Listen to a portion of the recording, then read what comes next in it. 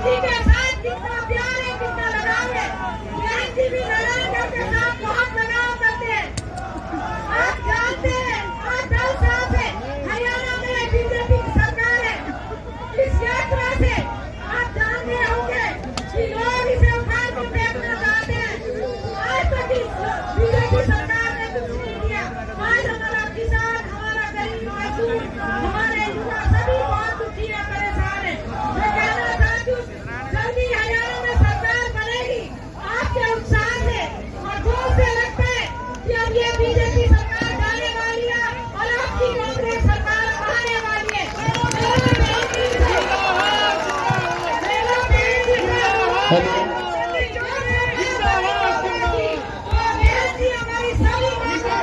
जितनी भी हमारी समस्या सबको दूर करेगी, हमारे युवाओं को रोजगार देगी, हमारे पीर का मुद्दा हल करेगी। हेलो हेलो बैंक की विश्वास को देखें और लोगों की जो लोग 10 साल से परेशान है उनकी जितनी भी समस्या सबको दूर करें। तो मैं इतना ही कहना चाहूंगी। सबका बहुत बहुत धन्यवाद। नमस्कार, जय हिंद। एक बार हमारे अजीत जी को, हमारे नेताओं का दोबारा से बहुत बहुत स्वागत, अभिनंदन। जय हिंद, नमस्कार।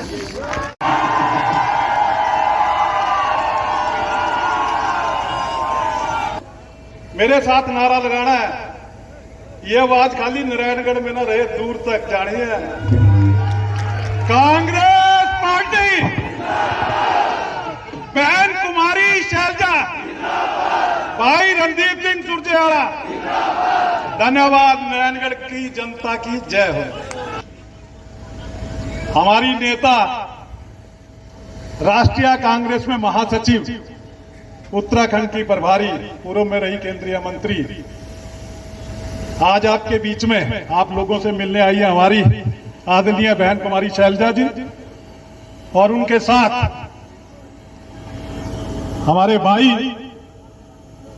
ऊर्जावान नेता, राष्ट्रीय कांग्रेस में महासचिव हैं, राज्यसभा के मेंबर हैं, कर्नाटका के प्रभारी हैं, आदरणीय भाई रणदीप सिंह सुरजेवाला जी।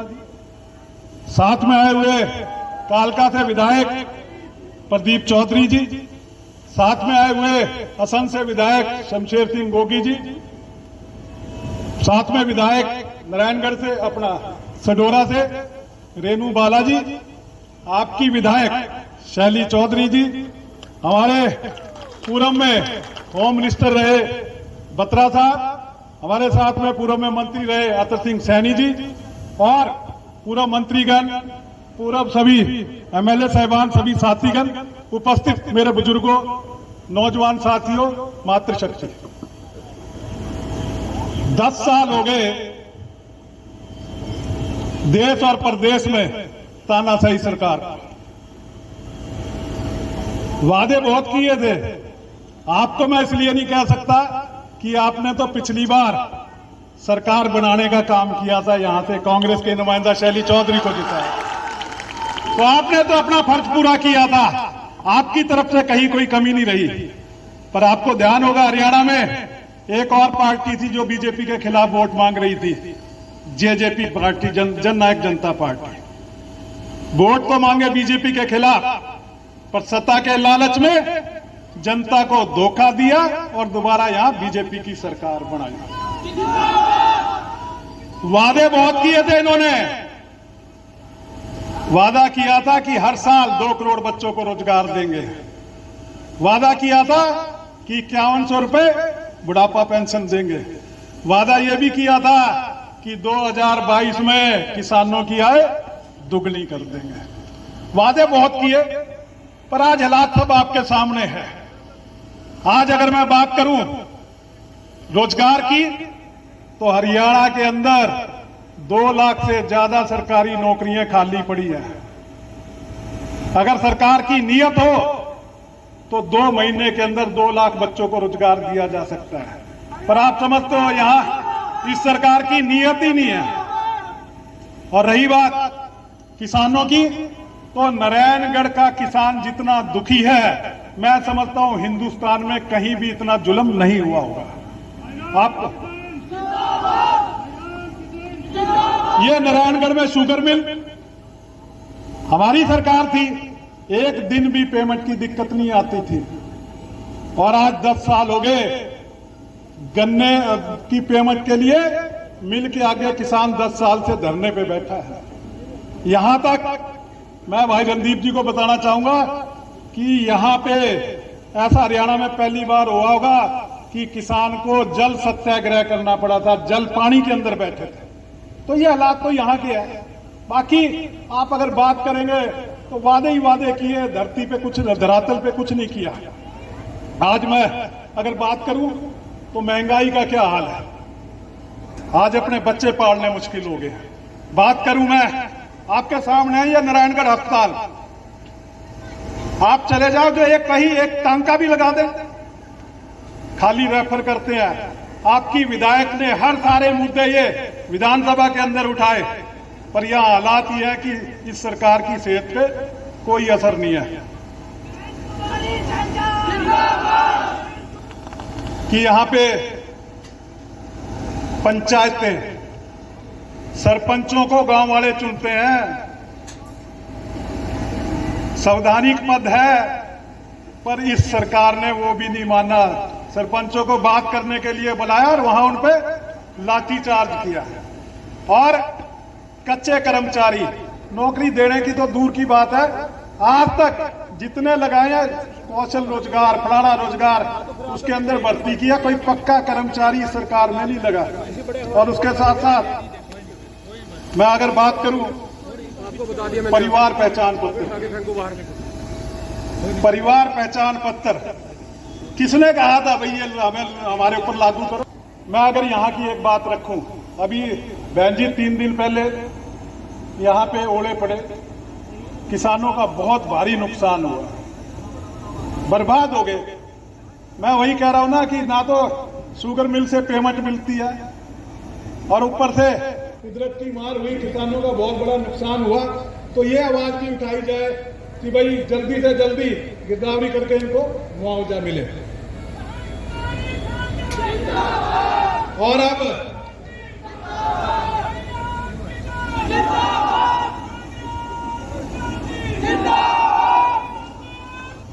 पूरे हरियाणा में निकलती हुई आज आपके बीच में आई है।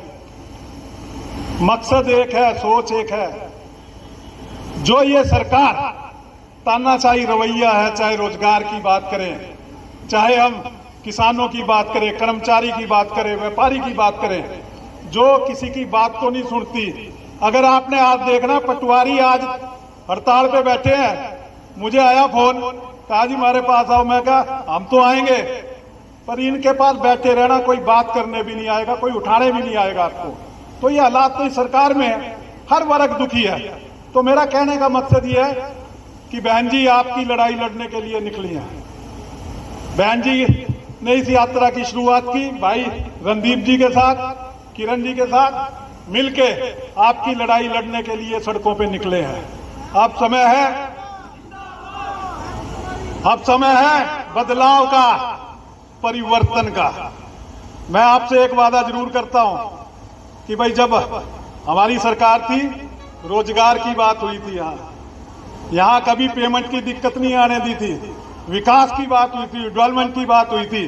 तो आने वाले समय में सरकार आपकी होगी, आपके पास मजबूत नेता है, जानती है। सरकारें बनाई, सुन लो आप भाई, 2 मिनट बात सुन लो। सरकारें बनाई हैं अब तक, अब की बार सरकार में भागीदारी चाहिए कि नहीं चाहिए?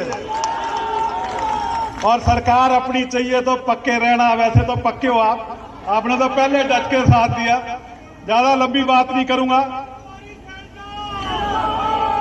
ये साल वनवास खत्म, सुन लो भाई, बात सुन लो 2 मिनट। इस साल में 10 साल का वनवास खत्म होने जा रहा है आपका। आज बहन जी आपके बीच में आई है, भाई की रणदीप जी आपके बीच में आई है। तो सरकार आपसे दूर नहीं है, आपने तो पहले ही फैसला कर लिया था।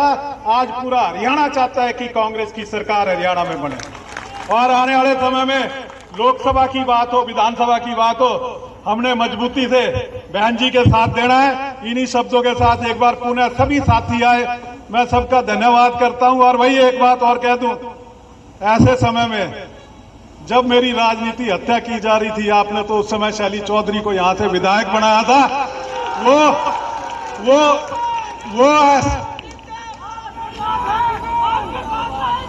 वो एहसान है, मौका मिला तो ब्याज समेत उतारूंगा, यह मेरा आपसे वादा है। आप सभी का बहुत बहुत धन्यवाद। धन्यवाद जी। और मेरे साथ मेरे छोटे अजीज, मेरे भाई महबूब नेता हमारे Chaudhary Randeep Singh ji Surjewala, member working committee, पूर्व मंत्री और दो स्टेटों के प्रभारी, ऑल इंडिया जनरल सेक्रेटरी। और मैं तो आज इतना ही कहना चाहता हूं कि आपने पूरे 10 साल इस मौजूदा सरकार को देखा, ये हर मुद्दे पे बुरी तरह से विफल हो चुकी है। चाहे एम्प्लॉयमेंट की बात हो, चाहे महंगाई की बात हो, और भ्रष्टाचार चरम सीमा पे है। आज आप किसी से भी बात करो तो यह कहेगा कि सरकार से छुटकारा दिला दो। तो मैं तो इतना ही कहना चाहता हूं कि अगर राज अपनी दलील पे लाना चाहते हो तो आज एकजुट होकर एक ही नारा बुलंद करो कि बहन शैलजा जी आगे बढ़ो, हम हमारे आपके साथ हैं। मैं बच्चे और आपको यह कहने के लिए आया हूं कि जो जोश और खरोश जो आप में मैं देख रहा हूं, वो शैलजा जी के प्रति रोहतक में भी कायम है। और इसी तरह से आवाज बुलंद करो और दोनों हाथ खड़े करके आज ये कह दो कि हम आपके साथ हैं। आज हम रामकिशन गुर्जर जी, प्रदीप चौधरी जी, हमारी छोटी बहन शैली जी, रेणुबाला जी और भाई कोई रामअत्तर सिंह जी सैनी, और मेरे साथ आए हुए रोहतक से अनिल सैनी जी, और तमाम जो दूर दराज से बैठे हुए मेरे भाइयों, मेरे दोस्तों, मेरे बुजुर्गों, ये दोनों जो आपके बीच में खड़े, आधे हिंदुस्तान के प्रभारी हैं, ये आधे हिंदुस्तान के। आप इनका हाथ मजबूत करोगे तो समझो देश के ऊपर आप राज करोगे। तो यही बात आपके बीच में कहने के लिए आया हूं। भाई जो सबसे बड़ी अहम बात है, इनकी रैलियों में, संदेश यात्रा में खड़गे साहब का संदेश, हमारी सोनिया जी का संदेश, राहुल जी का संदेश, इन्हीं को संदेश लेकर आगे चल रहे हैं। ये नहीं कह रहे कि हम मुख्यमंत्री बनेंगे, लेकिन इतना मैं कहना चाहता हूं, मुख्यमंत्री आपकी दलील पे आएगा और राज आपके यहां से चलेगा। यही बात आपको कहना चाहता हूं। आपका बहुत बहुत।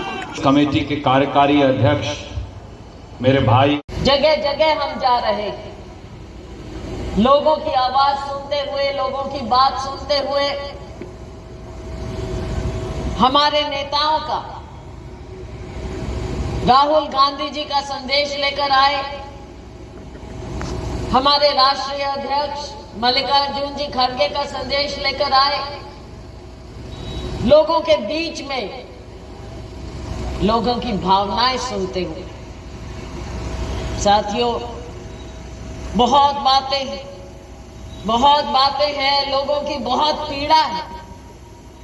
जहां भी हम गए हैं, लोग अपना दर्द बता रहे हैं। साथियों, 10 साल कम नहीं होते। 10 साल का मैं शासन कहूं, कुछ शासन कहूं, झूठ के आधार पर जो सरकार बने, जुमलेबाजी के आधार पर जो सरकार बने, उसको हम क्या बुलाएं। 10 साल पहले क्या कुछ नहीं कहा गया। कभी 15 लाख की बात कही गई, क्या निकला? मजाक, जुमलेबाजी। किसानों को कहा आय दुगनी हो जाएगी, क्या निकला? एक और मजाक, एक और जुमलेबाजी। कहा युवाओं को 2-2 करोड़ हर साल रोजगार देंगे, अब तक 20 करोड़ हो चुके होते। साथियों, क्या निकला? एक और जुमलेबाजी। क्या ये सरकार केवल जुमलेबाजी के लिए आई थी? क्या आप लोगों ने मौका दिया था इन्हें कि आपके साथ ऐसा धोखा किया जाए? अभी किसानों के बारे में मेरे भाई रणदीप जी ने बड़े विस्तार से आपसे बात की। हमारे किसानों का दर्द, साथियों हमारा भी राज था, लेकिन कभी इस तरह से नहीं हुआ। हम बैठते थे, हम बातचीत करते थे, किसानों की समस्याओं को सुनते थे, उनका हल निकालते थे। कभी ऐसी नौबत नहीं आई कि किसान एक एक साल बैठे थे और फिर उससे झूठ बोलकर उसको उठा दिया जाए। कहा एमएसपी का कानूनी दर्जा देंगे, कमेटी बिठाएंगे, क्या हुआ? क्या हुआ उस कानून का? और कानून पास करने के लिए तो आपके पास बहुत कुछ है करने को, लेकिन किसान के लिए क्या किया? आज भी किसान दर दर के भटक रहा। और अभी बात हुई ओलावृष्टि की। यहां का किसान जानता है कि आपके साथ एक बार नहीं बार बार धोखा होता है, एक मुद्दे पर नहीं हर मुद्दे पर धोखा होता है। कह देंगे ये, और शायद कह भी दिया हो कि हम स्पेशल गिरदावरी करेंगे, पता नहीं कहा है कि नहीं, लेकिन कब वो गिरदावरी होगी और कब मुआवजा मिलेगा, साथियों इंतजार ही करते रह जाएंगे, इंतजार करते रह जाएंगे कब मुआवजा आएगा। ऐसा मजाक बार बार होता है। मुझे याद है जब मैं पहली बार 2004 में चुनाव लड़ने के लिए आई थी यहाँ पर, और यहाँ पर किसान धरने पर बैठे थे, याद है? पुराने लोगों को तो याद होगा। मिल के सामने, शुगर मिल के सामने 2004 में धरने पर बैठे थे। और फिर 2000 आपने मुझे जिताकर भेजा हरियाणा में रिकॉर्ड मतों से, सबसे ज्यादा मतों से आप लोगों ने मुझे जिताकर भेजा 2004। दुख दर्द नहीं होने देंगे और यही शुगर मिल है। 10 साल हमने आपको कोई आपके साथ धोखा नहीं होने दिया, पूरी पेमेंट करवा के माने। 10 साल कोई दिक्कत नहीं आने दी हमने। लेकिन साथियों पिछले 10 साल में क्या हो रहा है इस शुगर मिल का? कितना बकाया है इस शुगर मिल का किसानों के प्रति? और मुझे तो लगता है तो दिवाली का ही खत्म, इनका तो सब मामला लपेट लुपूट के किसान जाए कहीं भी, किसान की हो दुर्गति, किसने लेना किसने पूछना। क्या ये सरकार कभी हल निकालती? उलझाती है लेकिन हल नहीं निकालती। तो साथियों कोई भी चीज आप सोच लीजिए, आज फिर ये हमारा, हम सब खड़े हैं यहाँ पर, ये हमारा वायदा है आपको, ये शुगर मिल है। अगर आपके हक में हमने फैसला नहीं किया तो आप देख लेना पिछला रिकॉर्ड। एक दूसरे के साथ जीना है, मरना है। हमारा गरीब, हमारा दलित, हमारा पिछड़ा वर्ग, हमारा किसान, हमारा मजदूर जो देश का पेट भरता है। नारायणगढ़ के मेरे साथियों, मेरे किसानों, मेरे मजदूरों, आप मौका फिर से देंगे। आपके चेहरे बता रहे हैं और हम आपको कहते हैं कि आपको तकलीफ हम नहीं होने। यही कारण था कि ये आपके लिए जिन्हें मरने को तैयार थे, नारायणगढ़ के लोगों के लिए, और शायद कोई साजिश रची गई,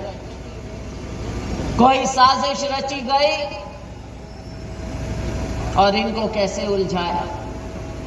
पर मैं तो शुक्रगुजार हूं आपकी, मैं शुक्रगुजार हूं, भाई रणदीप जी शुक्रगुजार हैं कि आपने हमारे इस छोटे भाई को खत्म नहीं होने दिया। कि क्या करें, साजिश हुई है। और नारायणगढ़ चौधरी लाल सिंह जी के समय से इन्होंने सेवा की, भाई रामकिशन ने सेवा की है। हम क्या करें? तो हमने मिलकर फैसला किया, हमने ऊपर हाईकमांड से बात की कि यहाँ पर हम अपने एक साथी को मरने नहीं देंगे, नारायणगढ़ के लोगों की आवाज। और हमने इनसे कहा कि शैली जी वैसे तो घर में बैठ के सबकी सेवा करती हैं, लेकिन अब हमने इनको बाहर लेकर आना है। और फिर इन्होंने इलाके की पूरी सेवा करने में 5 साल में मेरी बहन ने कोई कसर नहीं छोड़ी, कोई कसर नहीं छोड़ी है। अब देखो सब के सब हमारा ये पूरा परिवार लगा हुआ है साथियों। और मैं